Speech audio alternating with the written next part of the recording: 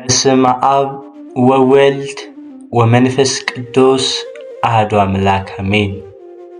በክርስቶስ ክርስቲያን፣ በወልድ ወልደ እግዚአብሔር፣ በመንፈስ ቅዱስ መንፈሳውያን የተሰኛችሁ የኃያሉ የልዑል እግዚአብሔር ቤተሰቦች የእናታችን የቅድስት ድንግል ማርያም የአስራት የበኩራት ልጆች እንኳን ለሰማዕቱ ለዓመቱ ለቅዱስ መርቆሬዎስ ዓመታዊ ክብረ በዓልና እንዲሁም በዚህች ዕለት ለሚታሰቡ ለአቡነ አቢብ እንዲሁም ለሌሎች ቅዱሳን ወርሃዊ መታሰቢያ ክብረ በዓል በሰላም በጤና አደረሳችሁ። ዝክር ሚዲያችንን ሰብስክራይብ፣ ላይክ እንዲሁም ሼር በማድረግ የቅዱሳኑን ገድል በየዕለቱ ድርሳናቸውን በመስማት ከቅዱሳኑ ረድኤታቸውን በረከታቸውን ቃል ኪዳናቸውን እንድንቀበል ስንል በልዑል እግዚአብሔር ስም በአክብሮት እናሳስባለን። ከሰማዕቱ ከቅዱስ መርቆሬዎስ ረድኤቱ በረከቱ በእኛም በመላው ሕዝበ ክርስቲያን ላይ አድሮና ጸንቶ ይኑር አሜን።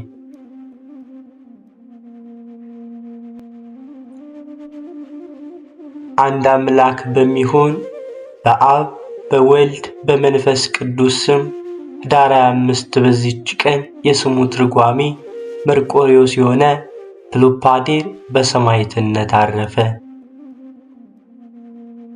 መርቆሬዎስም ማለት የአብ ወዳጅ ማለት ነው። በሁለተኛው ትርጓሜ የኢየሱስ ክርስቶስ አገልጋይ ማለት ነው። ይህም ቅዱስ አስሊጥ ከምትባል ሀገር ነው። እርሷም የአባቱና የአያቱ ሀገር ናት። እሱ ግን ተወልዶ ያደገው በሮሜ ሀገር ከተማ ነው። የአባቱና የአያቱ ሥራቸው አውሬ ማደን ነበር። በአንዲትም ዕለትም እንደ ልማዳቸው ለማደን ወጡ። ከገጸ ከለባት ወገንም ሁለት ወንዶች ተገናኟቸውና የቅዱስ መርቆሬዎስን አያት በሉት። ሁለተኛም አባቱን ሊበሉት ፈለጉ። ከእግዚአብሔር የታዘዘ መልአክም ከለከላቸው። ከእርሱ የሚወጣ መልካም ፍሬ ስላለ አትንኩት አላቸው። ከዚህም በኋላ የእግዚአብሔር መልአክ ዙሪያቸውን በእሳት ከበባቸው። በተቸገሩ ጊዜም ወደ ቅዱስ መርቆሬዎስ አባት መጥተው ሰገዱለት። በዚያንም ጊዜ እግዚአብሔር ፍጥረታቸውን ወደ ገራምነት ለወጠውና ደበጎች የዋሆች ሆኑ። አብረውትም ወደ መንደር ገቡ።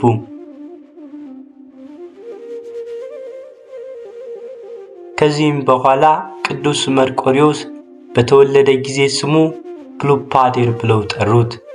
የውሻ መልክ ያላቸውም በእነርሱ ዘንድ ብዙ ዘመናት የሚኖሩ ሆኑ። ከዚህም በኋላ ክርስቲያኖች ሆኑ። ቅዱስ መርቆሬዎስ ወላጆች አስቀድመው አረማውያን ነበሩና የክርስትና ጥምቀትንም ጸጋ በተቀበሉም ጊዜ የቅዱስ መርቆሬዎስን አባት ኖህ ብለው ሰየሙት። እናቱንም ታቦት አሉት። ፕሉፓዴርን መርቆሬዎስ ብለው ሰየሙት። የውሻ መልክ ያላቸው ግን የእግዚአብሔር መልአክ በተገለጸላቸውም ጊዜ ደነገራቸው። ለቅዱስ መርቆሬዎስ አባት የሚታዘዙና የሚያገለግሉ ሆኑ። ንጉሡም የኖህንና የውሻ መልክ ያላቸውን ዜና በሰማ ጊዜም ወደ እነርሱ አስቀረባቸው። በዚያንም ጊዜ እግዚአብሔር በንጉሡ ፊት የቀድሞ ፍጥረታቸውን መልሶላቸው ንጉሡ ያቀረባቸውን ሁሉንም አራዊት አጠፋቸው።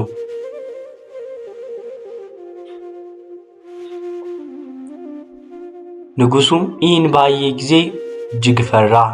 የአራዊትንም ተፈጥሯቸውን ያረቅ ዘንድ ወደ እግዚአብሔር እንዲማልድ የቅዱስ መርቆሬዎስን አባት ለመነው።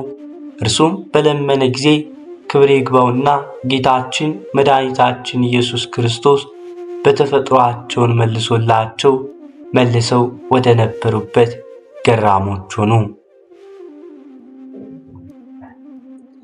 ከዚህም በኋላ የቅዱስ መርቆሬዎስን አባት ንጉሡ ወስዶ ገዢና የሰራዊት አለቃ አድርጎ ሾመው። የውሻ አርአያ ያላቸውም ይታዘዙለት ነበር። ከእርሳቸውም የተነሳ ሁሉም ይፈሩና ይደነግጡ ነበር። ከዚህም በኋላ የቅዱስ መርቆሬዎስን አባት የሾመውን ንጉሥ ይወጋ ዘንድ ከሃዲው ንጉሥ ተነሳ። ንጉሡም ከጦር ሰራዊት ጋር የቅዱስ መርቆሬዎስን አባት ወደ ጦርነት ላከው። ከሃዲው ንጉሥ ግን እነዚያን የውሾች አርአያ ያላቸውን አባብለውና ሸንግለው ወደ እርሱ ያመጧቸው ዘንድ ወታደሮቹን ላከ። ባመጧቸውም ጊዜ ሃይማኖታቸውን ይለውጡ ዘንድ አብዝቶ ሸነገላቸው። ባልሰሙትም ጊዜ ሊያሰቃያቸው ጀመረ። አንዱ አምልጦ ሸሽቶ ወደ ጌታው ሄደ። ሁለተኛው በሰማዕትነት ሞተ። ከጦር ሜዳ የቅዱስ መርቆሬዎስ አባት በተመለሰም ጊዜ ሚስቱንና ልጁን ፈለጋቸው፣ ነገር ግን አላገኛቸውም። ንጉሡ የእሱ ወገኖች ድል እንደሆኑ በሰማም ጊዜ የቅዱስ መርቆሬዎስ አባት መኮንኑን የሞተ መስሎት ነበርና የመርቆሬዎስን እናት ወስዶ ሊያገባት ፈለገ። ከንጉሥ ወታደሮቹም አንዱ ንጉሥ ያሰበውንና በጽሙና ነገራት።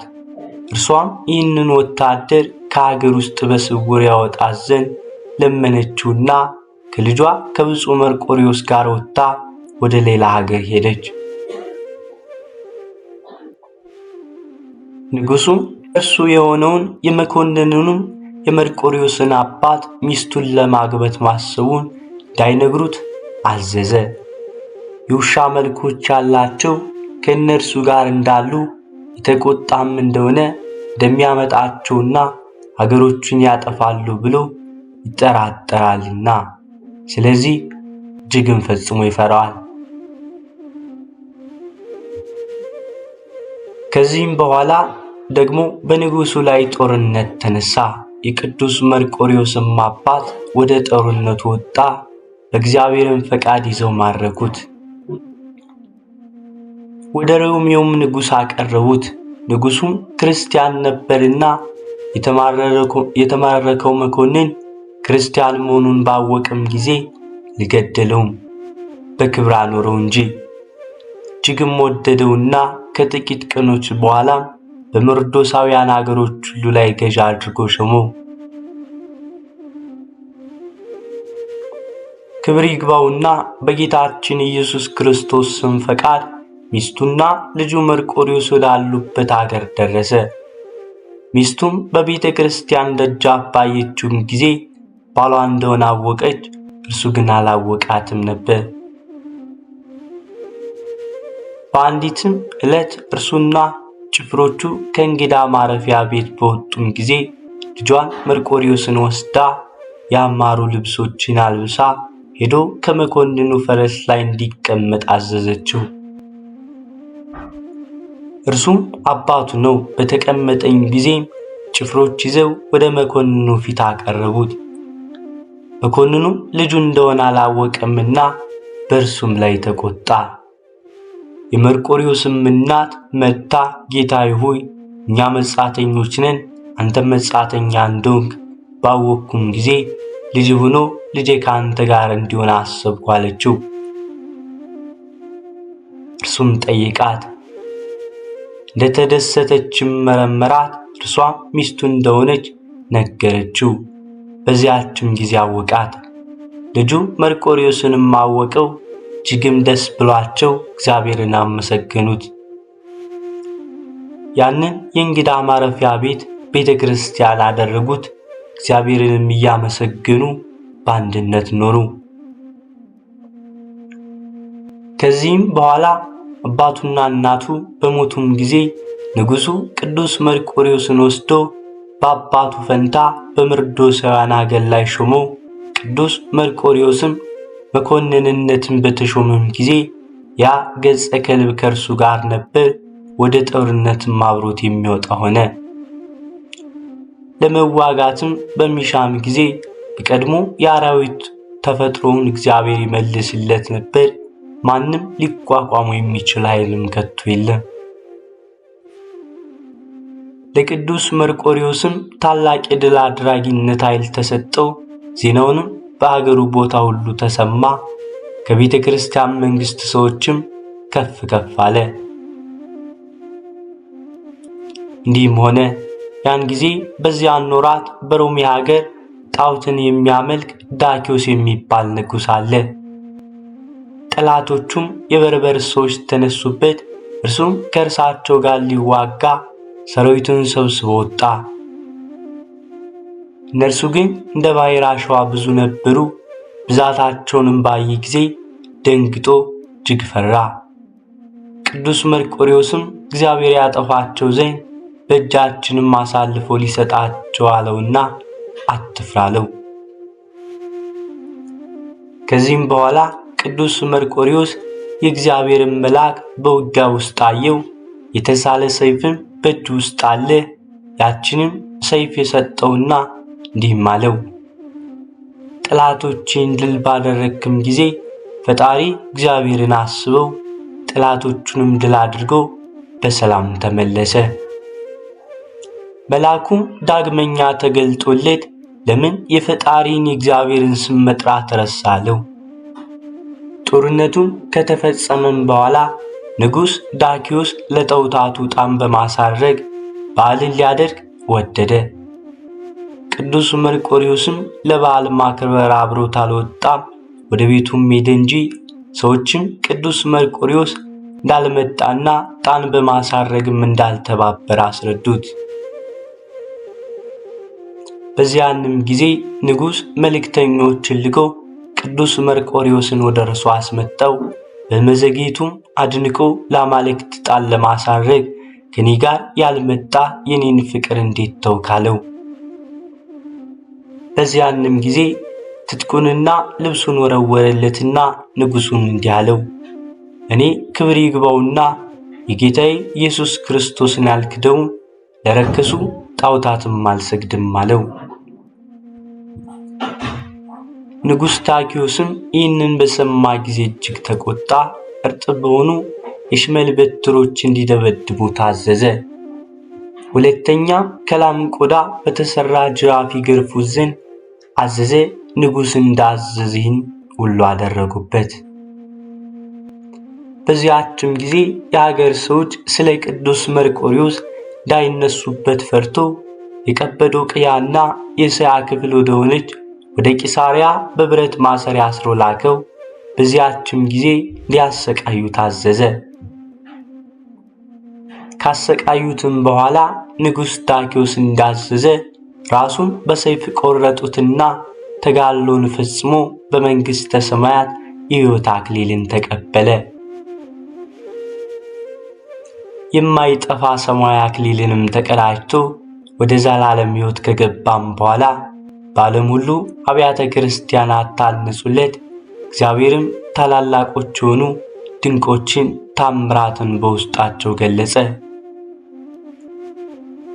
ታምራቱም አንዲቱ ኡልያኖስ በነገሰም ጊዜ ክብር ይግባውና ጌታችን መድኃኒታችን ኢየሱስ ክርስቶስን ካደ። በዚያንም ወራት ቅዱስ ባስልዮስ የቂሳርያ ሊቀ ጳጳሳት ነበረ። ታምራቱ በተጻፉበት መጽሐፍ እንደተጻፈ ምዕመናን በጽኑ ስቃይ ኡልያኖስ ባሰቃየም ጊዜ መክሮ አስተምሮ ከስህተቱ ይመልሰው ዘንድ ቅዱስ ባስልዮስ ወደ እርሱ መጣ።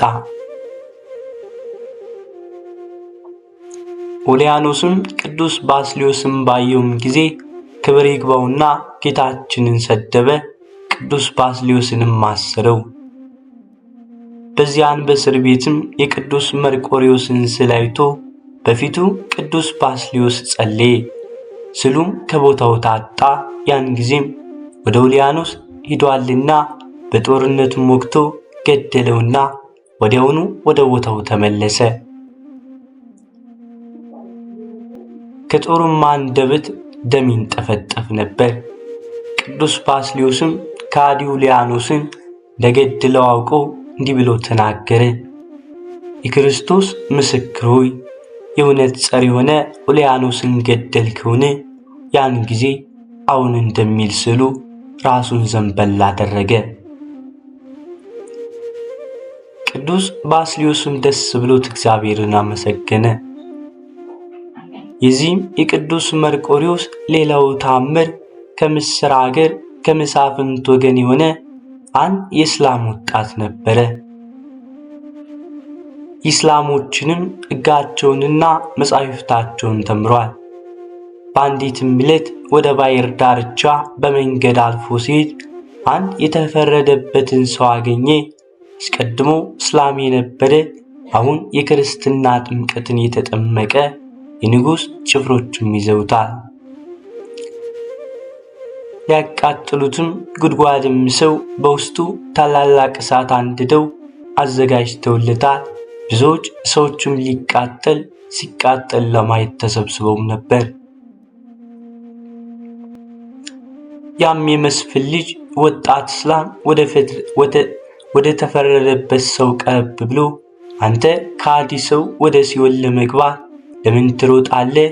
በኋላ በገሃነም እሳት ውስጥ ለመኖር አንተ እግዚአብሔርን ባለ ልጅ ታደርገዋለህና ሦስት አማልክትን የምታምነህና ክፉ ነገር ነውና ይህን ስድብ ትተህ እኔን ስማኝ አለው። ያ የተፈረደበትም እንዲህ ብሎ መለሰለት፣ እኛ የክርስቲያን ወገኖች ሦስት አማልክትን የምናመልክ ከሃዲያን አይደለንም።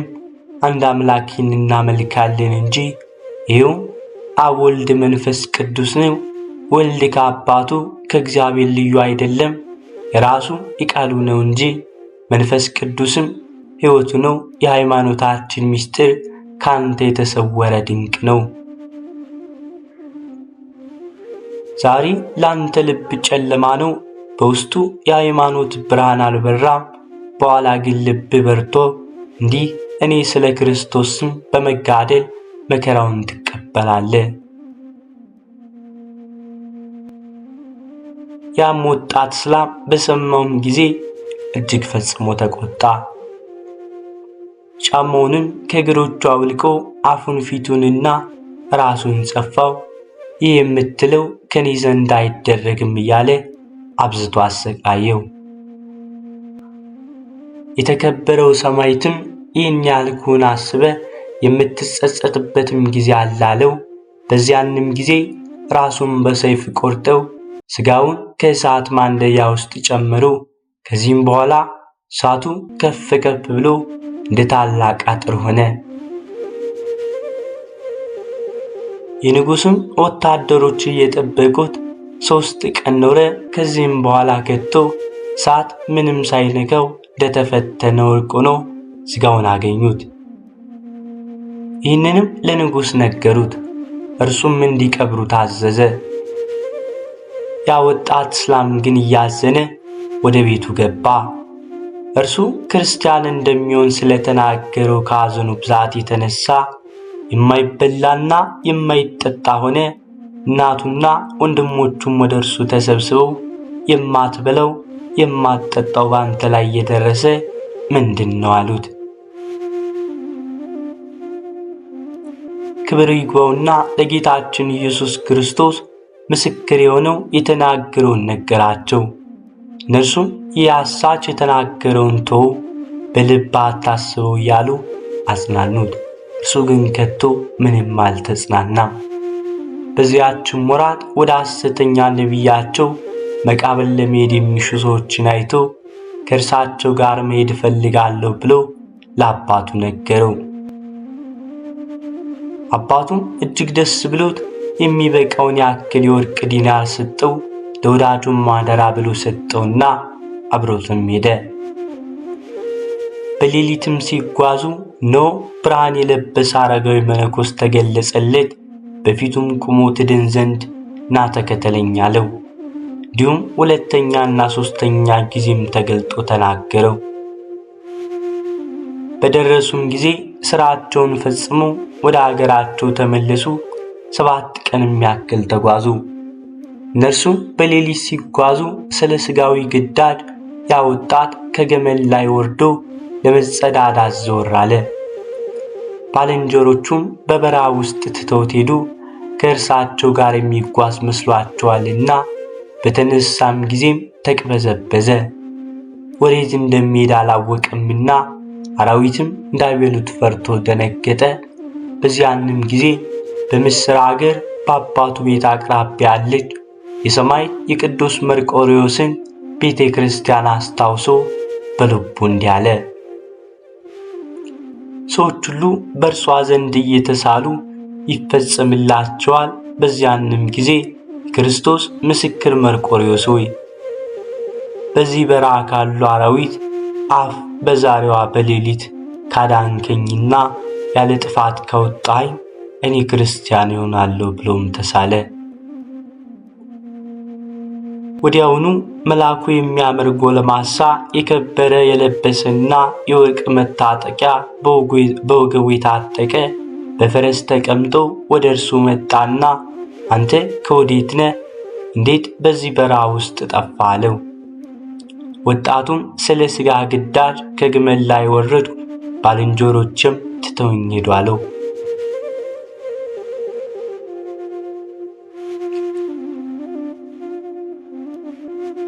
በኋላይ በፈረሱ ላይ ተፈናጠጥ አለው። በዚያንም ጊዜ ወደ አየር በረረ። በምስር አገር ወዳለች የቅዱስ መርቆሬዎስ ቤተ ክርስቲያን እንደ ዓይን ጥቅሻ ደረሰው።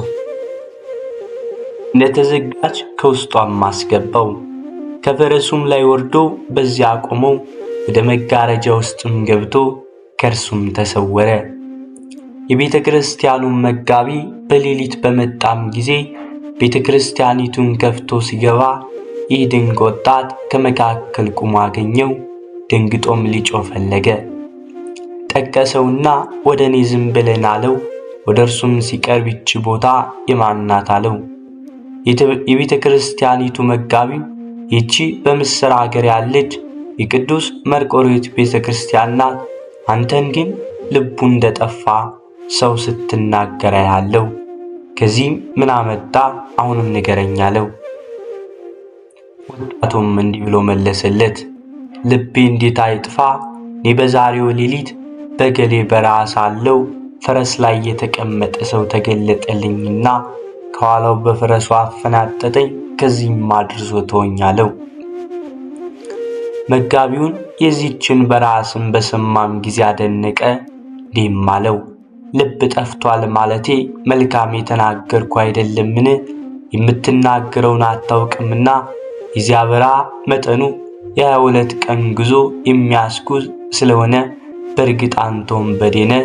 የቅዱስ ሰማዕት መርቆሬዎስ ኃይል ያለ ገመድ አስረዋል።